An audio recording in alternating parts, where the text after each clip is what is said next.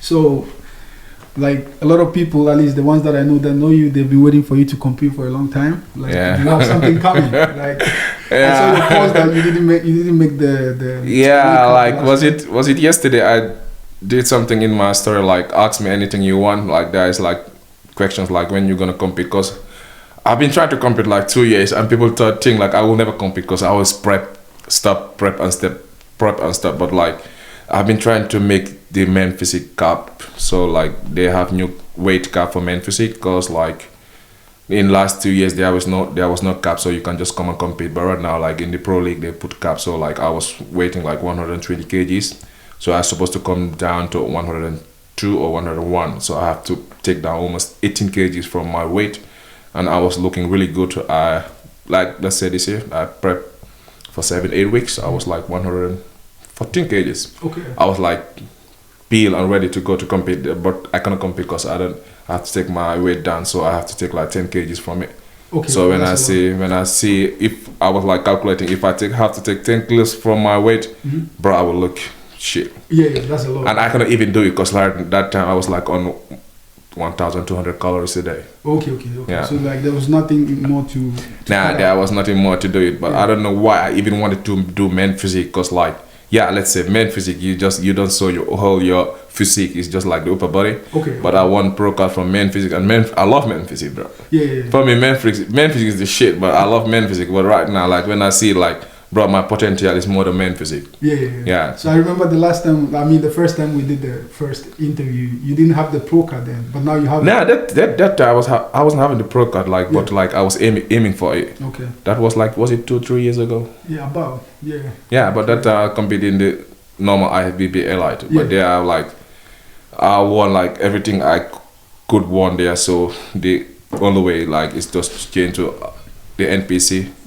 Yeah, that time like I was just like eating and trying to grow. And I remember like that time you said something on the podcast that like one time when you went to one competition, and then you saw some of the guys in the training room or in the queue, you thought like they were really big, right? But now come to see like how much you have grown. Yeah. Is it still like, I think like now they will see you and they will get scared like you are. Yeah, but you know that time like in the normal IFBB, like it's like a natural, like Finland, like we have like IFBB where they test you like every time in the year, anytime they can test you. Okay. And we were in the like world championships, like I tell this story, like we were in the world championships in Poland. So there is these Arab guys and everything, bro, like me and my Finnish friends, like we were competing in the same like category. Yeah. So when we get to the backstage, like these guys were just sitting, like we were like, okay, these guys are going to do like bodybuilding, you know, they are much bigger. Yeah. But when we see they are putting like the shots, like, you know, we are like, no, this competition is not for us. Yeah, so like, yeah, but right now I can say like, bro, again, like if I say people don't believe me, but again, almost like 20 kgs of muscles, that's huge. From it, because I was natural. Okay. Yeah. So you know, like there's, I want to ask you this because you're African. Yeah, and you're a bodybuilder. You know, like I hear a lot that, you know, like with Africans it's like genes and genetics, but I have seen you train, and when I look at your physique, I don't have any doubt, like, okay, you don't just look like the way you look because you're African, because obviously I'm also African, but I don't look the same like you because maybe I don't train the same way that you do. So like for you now, since you have been training for like a couple of years, you have seen yourself in like different forms and shapes, like different physiques over the years. So you have been really small cut, you have been really big cut, you know, you have been like in different physiques. Yeah. So, and you have definitely worked with a lot of different trainers and coaches, pretty much. Yeah. So like when it comes to the genes and the physiques and the training, do you think like you are just naturally gifted, or do you think like your training and your hard work also has something to do with it? Because obviously, bodybuilding is like you must have genetic, bro.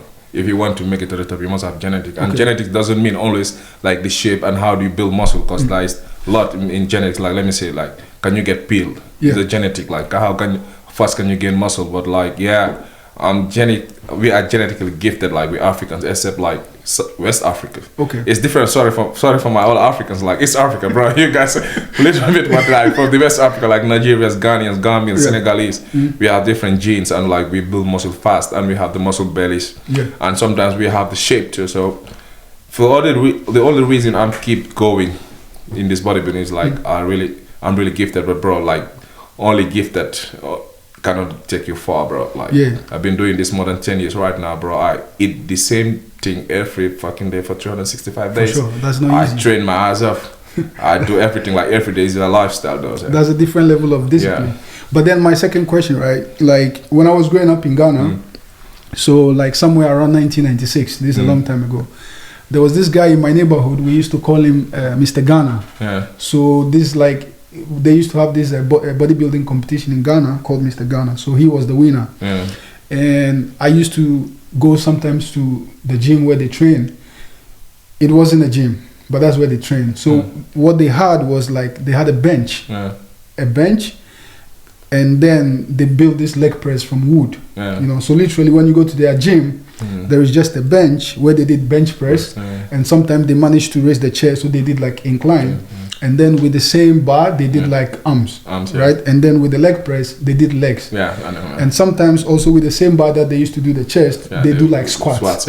So their training every day was basically bench, flat bench, incline bench, squats, leg press, and then arms. So they did that every day, like every day, literally, right? And I have to be honest with you, bro. Till today, I have never seen a physique that attracts me so much as their physique in that time. But in that time, because obviously I was a kid, and even now in Africa, you know, bodybuilding is not so big, like, because we have this stigmatization. When you see some guy who is really big, you think like he has a hard life, or he's a bodyguard, or like something like that. Yeah, they don't think like you're just a regular person, and then you go to the gym purposefully to train. It's changed a little bit, but you know. So now, like, this was 1996 when I first saw that type of training. Now, fast forward, I've seen some research and some YouTube videos like where people are saying that now for you to grow, you have to do like really huge volumes of reps to grow like specific body types.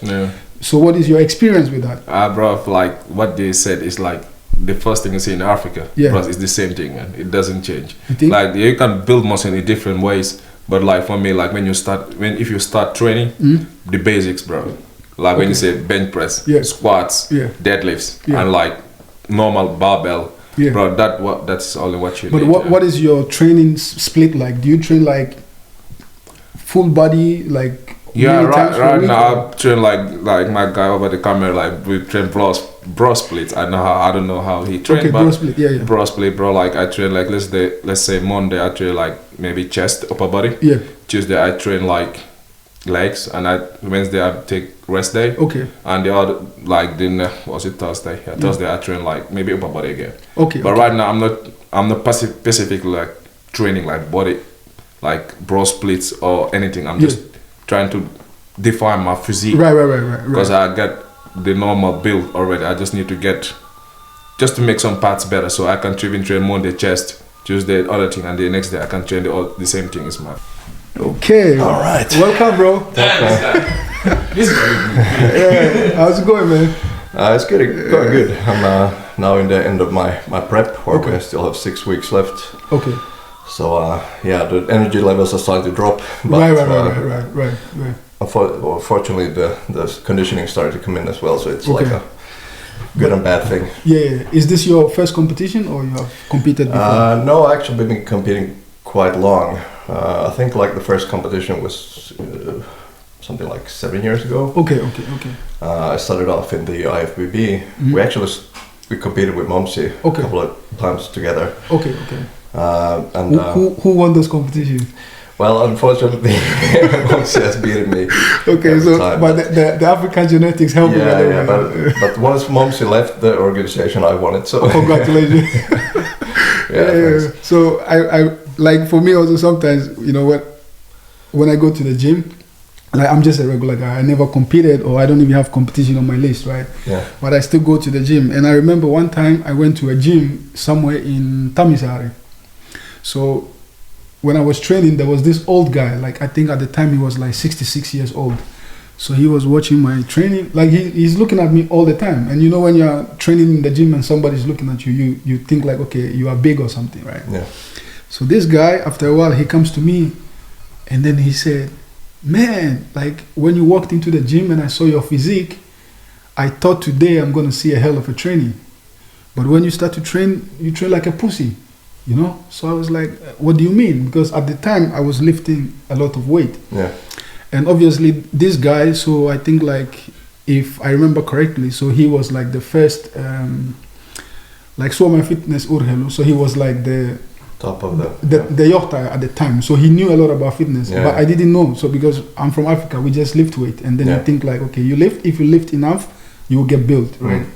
So he told me like, you are the most gifted guy that I've ever seen. Like genetically, you are gifted because if this is how you train and you can look the way you train, then that's like you have so much advantages over any European, because for a European to look like you, they have to train almost like 10 times as much.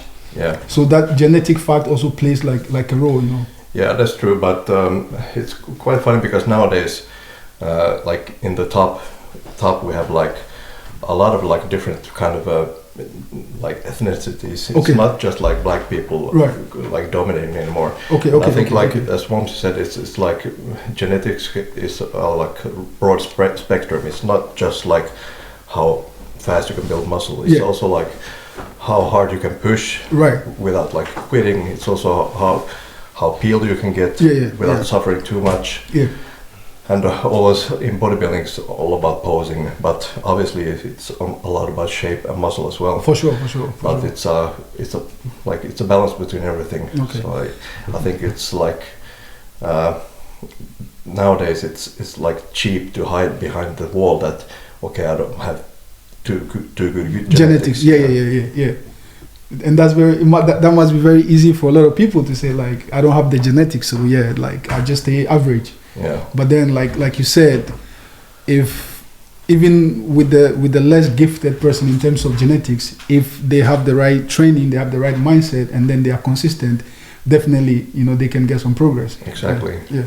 So go on. Yeah, now it's just reiterating the point that like it's basically from where you start and where you end. So I mean, everybody's spectrum is different, but you can always be a better version of yourself. I think that's like the main point. Obviously, like competitive bodybuilding at a high level isn't for everybody. The first time I competed, I think I was 35 years old. But now I'm 42 years old. So. Oh, bro! I would have thought you were like 30 or something. That's why I was like when you. This guy. That's why I tell you like genetics is not about like. Yeah. For sure. Beast, and he's going for the pro card. But bro, I want to ask you something. Bro, you look good, you look handsome. Why you don't want to compete? That's my question for you. Yeah, because like you said, competition is not for everybody. Yeah. And the thing with me is like, okay, I love training generally, but I also like spending time in the gym. But I don't know if when it comes to the mindset or the discipline, because you know when you want to compete, it's like at this time sometimes if today I don't feel like training, then I would just go to the gym and do like 10% training. I will still go to the gym, but if I have to give 100% when I'm not feeling like it, maybe I don't have that level of discipline.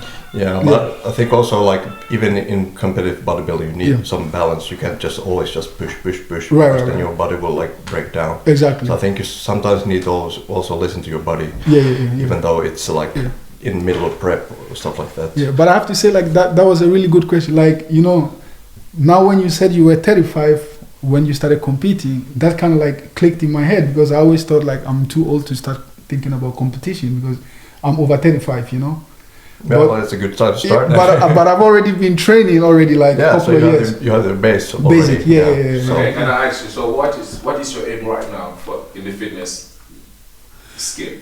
So my aim, like for now, is like, you know, I think like in life, no matter where you are, you can still help people who are like below you or behind you, you know. So you guys are professional bodybuilders, so you are on the next level. I'm a regular guy who trains, so I'm on this level also, right? But then there are a lot of other people also who don't train at all. So those are the people that I am focused on to try to inspire, motivate them to get started. So basically, like what I have learned and what has worked for me is what I'm teaching the people who are like below me.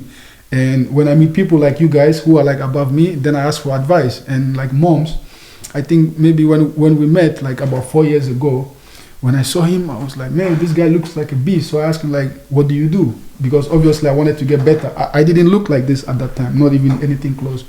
So he said to me in that time, like, eat healthy and just train, you will grow. So that was the advice he gave me then. And then I went back and then I started to eat healthy and train. And I saw him again, I think after 2 years, and he saw me, was like, yeah, man, you look big. And I was like, yeah, because you gave me the advice, like, eat healthy and train. Yeah. So this is the result.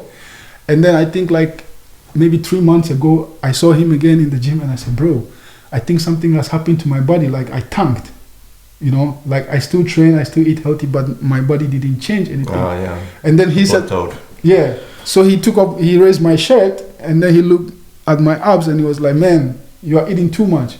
Do some cardio. And I said, you know, I said, no, I'm doing cardio, but it's not working. And he said, how much cardio? Yeah. And I said 30 minutes. And he said, no, you need to do more cardio, right? So then again, because he gave me advice like a couple of years ago, it worked. When he gave me the advice now again, I went to work. And you know, after 2 months, I called him. I was like, yo, bro, I'm shredding, you know. So it's like wherever you are in life, you can help people. So now my main goal is to help like people who are like completely beginners. Yeah. Whilst I'm also getting advice from you guys because you are like the so I can get better. Because the more better I get, the more I can also teach and help people. Yeah. So Hamberg, I have a question for you. So what keeps you motivated? Because you've been competing for a while now. What's the reason you just keep going? Well, I think like as a bodybuilder, you have to be a little bit mentally unstable because it's such a hard sport for your physique or like your mental well-being. So you just have to have this sort of tunnel vision to see the end goal and sort of just go there, even though like there's a lot of like things around you that's distracting you and stuff like that. So I think you just need to be like really tough, have a tough mind to go through what we go through, because like all the dieting and the training and even having a job on the side, it's like really mentally and physically taxing. Right. And as we spoke earlier, I mean, bodybuilding isn't for everybody, and I think like today, like it's become more of a sort of like sort of a fad. Like everybody wants to try fitness, even though perhaps it's not right for them. As you said, like you just like to stay fit and like train, and I think that's mainly what a lot of people should focus on, not the sort of directly after you've been training 1 year jump into a competition. Yeah. But obviously, when for me, example, I've been training like 20 years before I started competing. Okay. So I thought that like, okay, I need something more to motivate me now. Yeah. But you already at that time you had already the foundation. You knew the fundamentals. Yeah, because I've been like training different kinds of sports for a long time. Right. And it actually the competing part actually stemmed just from me being injured in CrossFit. Okay. And a friend told me that, hey, you could just go up on stage and sort of compete. You don't have to even like prepare or anything. I was like, I don't think it's for me. But then when I still had my competitive drive, like a really competitive person, I thought that, okay, this could be a good path for me to to motivate you. Exactly. Yeah. That's awesome, man. Like really, bro, I must say that I'm really inspired by you because like I think because I've been training now for a while, I almost start to say like, even sometimes when my body is not developing, I'm saying, yeah, maybe I'm getting older, you know. But now obviously like you're way older than me and you're looking this great, so that's like the new bar, you know. So that's awesome. Yeah, so do you coach people as well? No, I'm just like doing this for a hobby. So, for sure. Okay, bro, thanks very much, man. It was great, and thanks for sharing, man. Of course.